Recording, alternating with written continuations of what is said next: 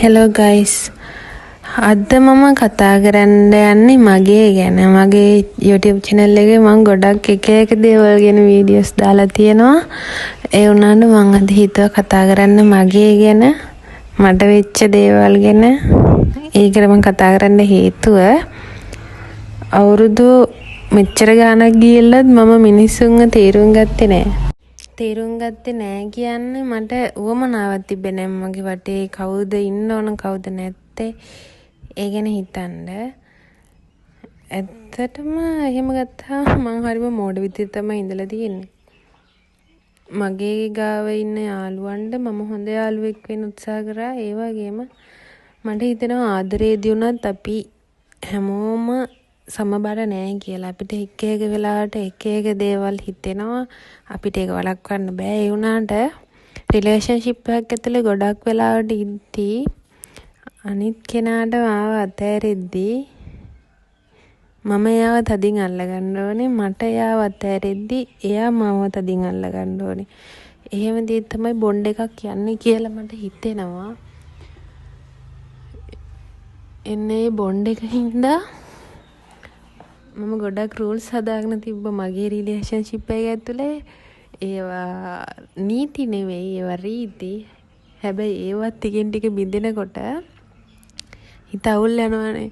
අන්න ඒ දේවල් එක්ක මිනිස්සු බිසී වෙනකොට සමහර විට තමන් ආදරය කරන දේවල් මගේ ඇරෙන්න පුළුවන්.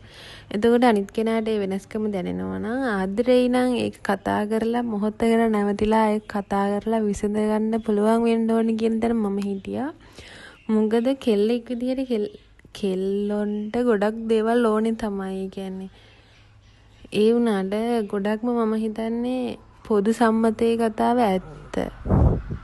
ඒ කියන්නේ කෙල්ලෙක්ට ආදරේ කියන තැන හිස් වුණාම තමයි අනෙක් දේවල් වලින් ඒක පිර වෙන්නේ නැහැ කියන එක තේරුණාම තමයි වෙන තැනක් හොයන්න යන්නේ. හැමෝම එහෙමයිනේ. හැමෝම කැමති ආදරේ ලබන්නේ. කියන්නේ මම හිතන විදිහට ඕනම රිලේෂන්ෂිප් එකක් ඇතුලේ ඒ මුල් දවස් දෙන එෆර්ට් එක ආදරේ රැක ගන්න දෙන්නම වැඩ කරන්න ඕනේ. ඒක මග ඇරෙනවා. ඒක අත්හැරෙන්න යන අත්හැරනකොට දෙන්නගේ එක්කෙනෙක් හරි එක අනිවාර්යයෙන්ම ක්ලික් වෙනවා. අන්න ඒ තැනදී කට ඇරලා කතා කරන්න පුළුවන් වෙන්න ඕනේ තමන්ගේ පාර්ට්නර්ට. මෙහෙම දෙයක් වෙනවා, මේක හදාගම අපි දෙන්න එකට ඉන්න ඕන කියන මතයට දෙන්නම එකට එකතු වෙන්න ඕනේ කියලා මම හිතනවා. මොකද තමන්ට දෙන්නටම මේ රිලේෂන්ෂිප් එක ඕන නම් ඒ දෙන්නම එහෙම කරනවා. ඒ නිසා මම හිතනවා මේ ආදරය ඇතුලේ දෙන්නට දෙන්න නැත්තම් ඒක ඉස්සරහට ගිහින් තේරුමක් නැහැ. මොනවාන් තේරුමක් නැහැ. ඒ වගේම දෙන්නට දෙන්න ඕන නම් ඒ කතා කරලා විසඳගෙන ඉස්සරහට යන්න පුළුවන් වෙන්න ඕනේ. මොකද දෙන්නට දෙන්න ලව් නම් ඒ දෙන්නට කතා කරන්න බැරි දෙයක් නැති වෙන්න ඕනේ. අවුරුදු 5ක 6ක රිලේෂන්ෂිප් එකක් තියෙනවා නම් 5ක් 6ක් වෙන්න ඕනේ නැහැ. 2ක් 3ක් වුණත් ගොඩක් ඕපන්ලි කතා කරන්න පුළුවන්. එච්චර කාලයක් රිලේෂන්ෂිප් එකක් තිබිලා බ්‍රේක්අප් වෙනවා කියන්නේ ඇත්තට මේ කාලෙත් අපරාධේ. බොරුවට යත් එක්ක නිකන් කාලය ගෙවා ගැනීමක් විතරයිනේ කරලා තියෙන්නේ. ඒක නිසා මට හිතෙනවා ඇත්තටම 5ක් 6ක ඇත්ත රිලේෂන්ෂිප් එකක් ඇත්ත ලව් එකක් තිබ්බනම් ඒක බ්‍රේක්අප් වෙන්නේ නැහැ.